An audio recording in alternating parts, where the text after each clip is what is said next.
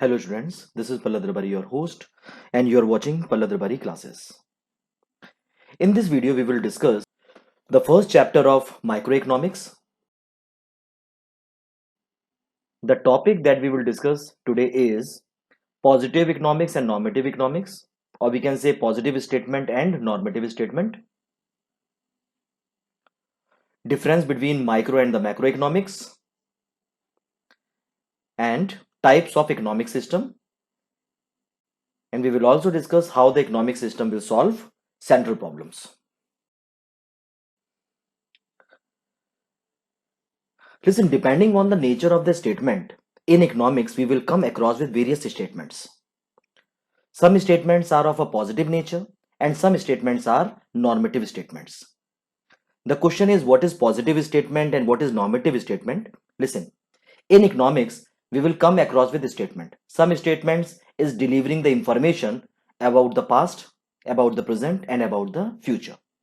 And some statement giving us the idea what the government is intent to do, or what the government is planning to do. Fine. Or in short, we can say some statements are factual and some statements are suggestive in nature. Let us discuss all these statements one by one. Positive statements are factual statement and describe what was, what is, and what ought to be. These statements are factual statements, so it can be tested, proven, and disproven. For example, if one says that it is raining outside, we can verify the statement, move out and check it out whether it is raining or not. So all the positive statements are factual. Now let us see the normative statements, the statement that describes us, what ought to be and what should be, that is a suggestive in nature. And these suggestive statement cannot be verified, cannot be tested. Usually these statements are debatable in nature. For example, if you come to my house and without asking you or without your intimation, I conclude and say, I hope that you like coffee in place of tea, then this is a normative statement. Why? Because this is the view, this is my personal view. I've not even asked you and you have not even told me whether you like tea or coffee. So this is the suggestive nature and it cannot be tested because this is the statement out of my own perception. So the statement out of the perception cannot be verified. Thus, it can be said that while the positive statements are objective statements, the normative statements are subjective statements. One more example, just let us see. Indian stock market is boomed in recent years. It is the example of the positive statement. It means that the stock market, the shares in the stock market is increasing. So it is a positive statement. We can verify it. Go to the stock market and check it out of your own whether it is booming or not. Whereas government should make a legal formalities. So this is normative statement. Why? Because we are hoping that the government should make legal formalities for the foreign investors. So it is suggestive in nature because we are hoping that the government should make something. Let us see the difference between the positive economics and the normative economics, or positive statement and normative statement. First point of difference is nature. Positive statement deals with factual situation, whereas normative economics deals with ideal situations. That is what should be or what ought to be. Second is personal judgment. That is a point of difference. Let's see. Positive economics does not involve any personal judgment. Rather, it is based on fact. It involves personal judgment. This statement is the outcome of your personal perception. So the personal value is involved.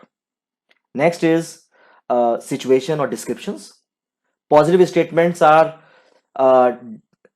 situation based and can be verified, whereas normative statements are not situation based, rather it is debatable in nature and cannot be verified. Fourth one is example.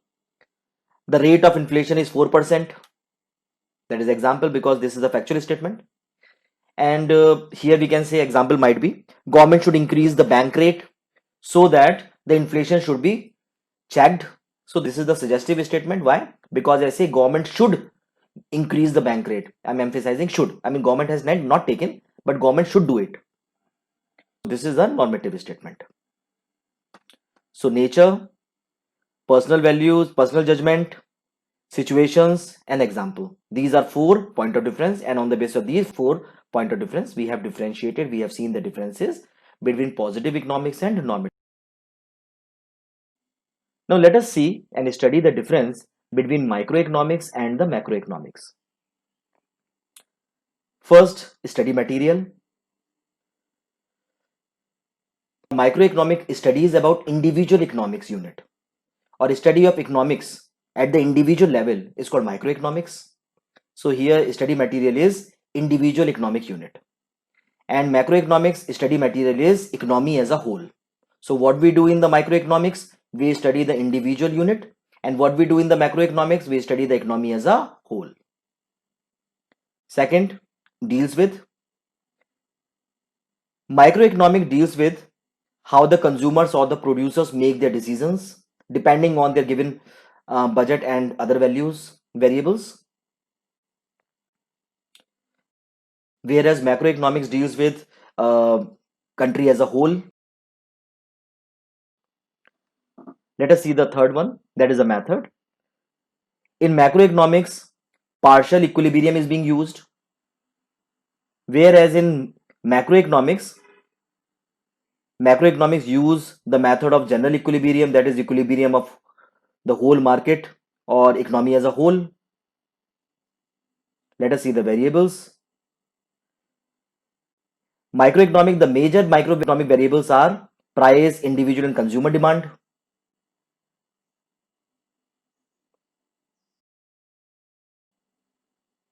Let us see the next point of difference, that is microeconomics. I mean, in the case of microeconomics, various theories are being studied. For example, in microeconomic, we study the theory of consumers' behavior and demand. We study the theory of producers' behavior and supply. We study the theory of price determination, how the price of goods will be determined and under different market conditions. We also study the factors which are affecting the price of the commodity, and we will also study the theory of welfare economics.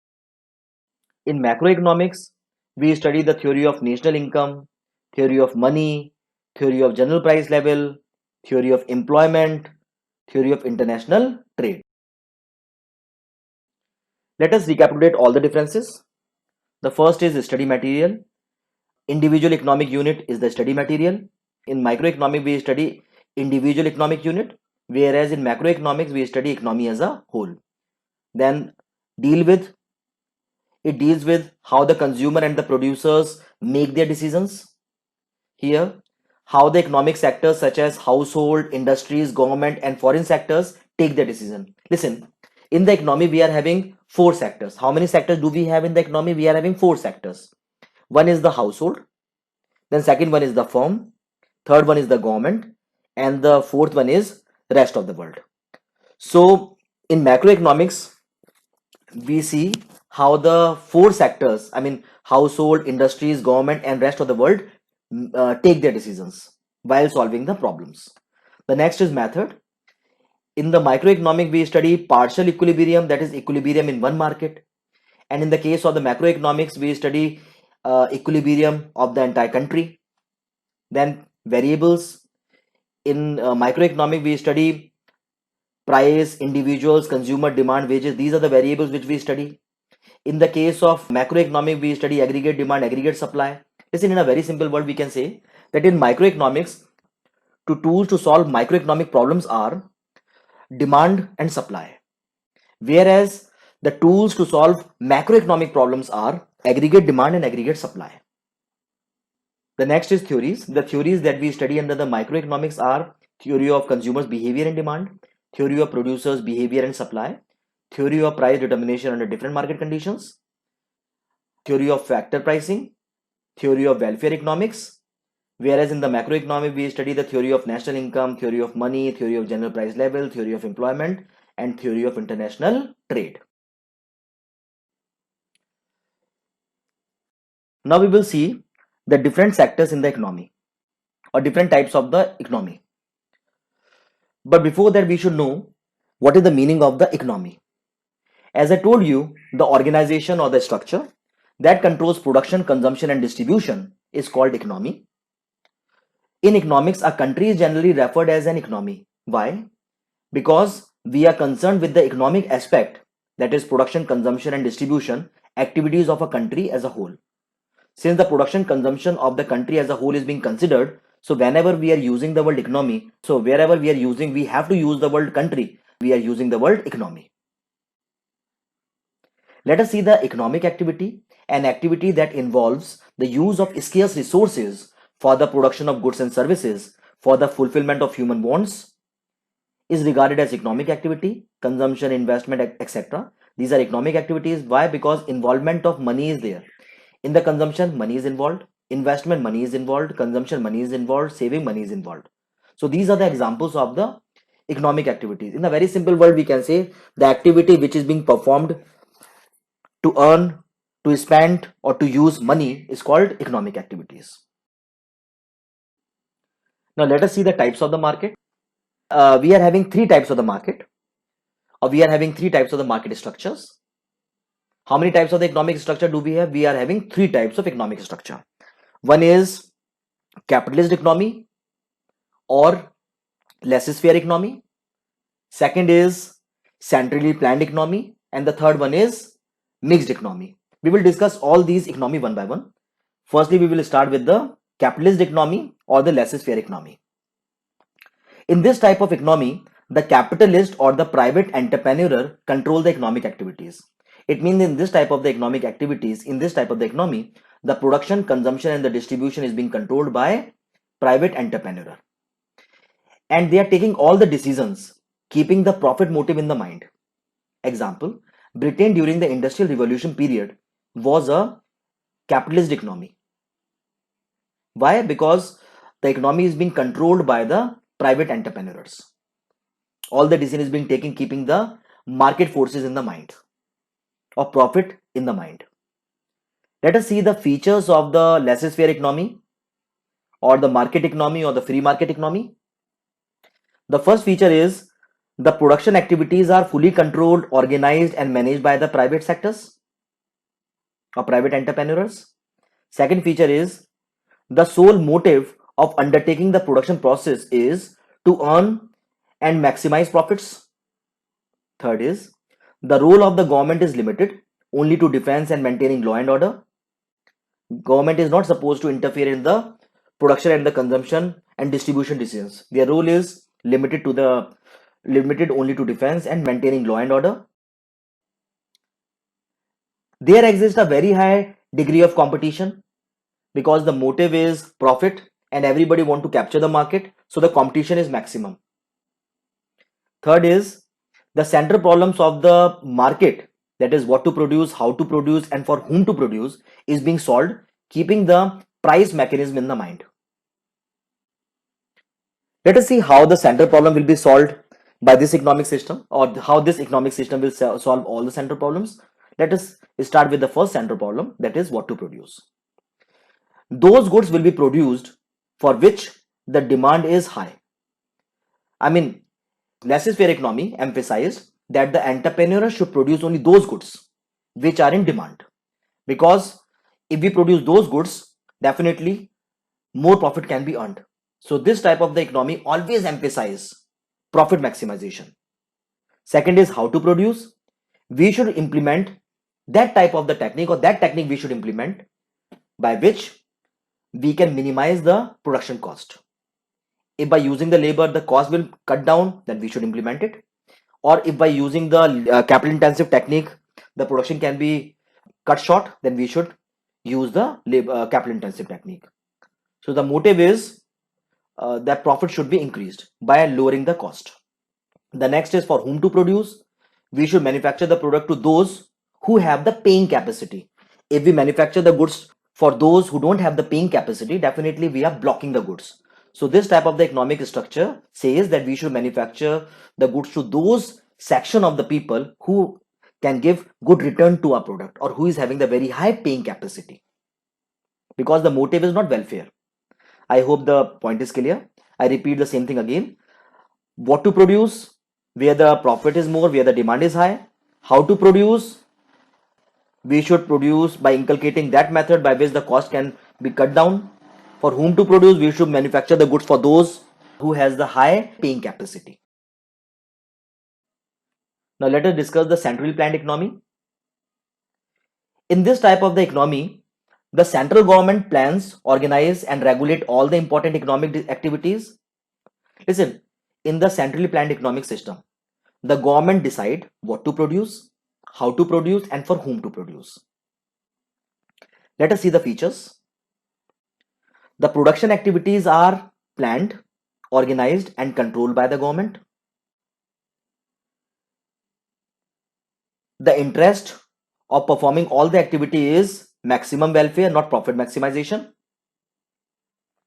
Third, the role of the private entrepreneur is minimum.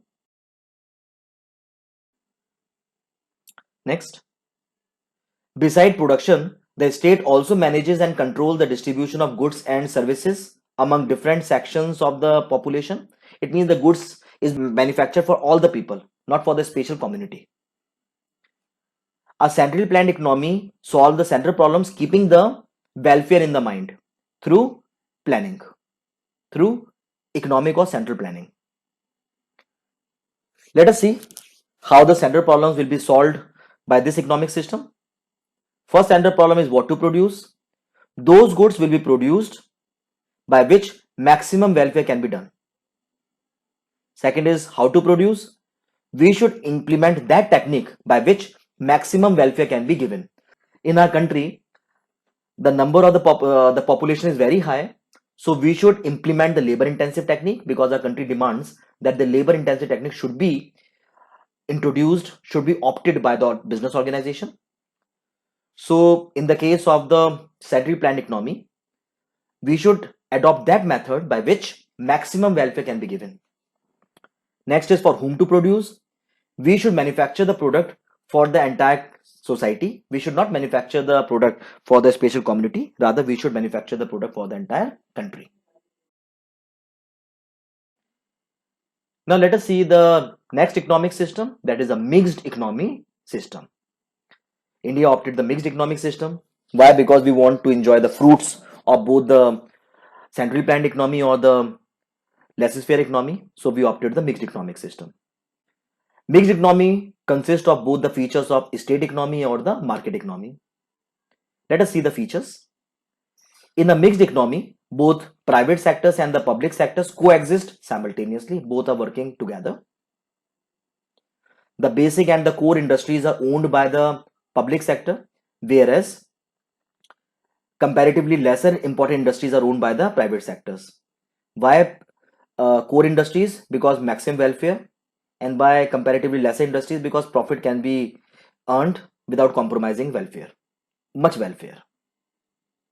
Next is the state keenly interfere in the working of the private sector to safeguard the interest of the weaker and the vulnerable section of the society. It means the state involvement is there, but the state frame the do and don'ts, and every private sector has to follow the do and don'ts. The public sector aims at social welfare and economic growth of the with social justice, whereas on the other hand the private sectors are profit driven. It means that the public sectors work for the welfare and the private sector works for profit driven. Let us see how the central problem will be solved. The first central problem, we know what to produce. This problem is solved through price mechanism for private sectors and through central planning for public sector. In short, we can say that in the case of the private sector, we should manufacture that product by which we can earn more profit, and for the public sector we should manufacture those goods which is needed for the maximum welfare. The second central problem is how to produce. The private sector should adopt those techniques by which they can cut down the cost of production, whereas the public sector should opt those techniques through which maximum social welfare can be enhanced. For whom to produce? The final product produced by the private sector is distributed as per the price mechanism, whereas in the case of public sector, it is distributed through public distribution system. It means, ration ki dukan, that is public distribution system. So the good is being distributed through the public distribution system so that the maximum welfare can be attained. That's all I have in this video.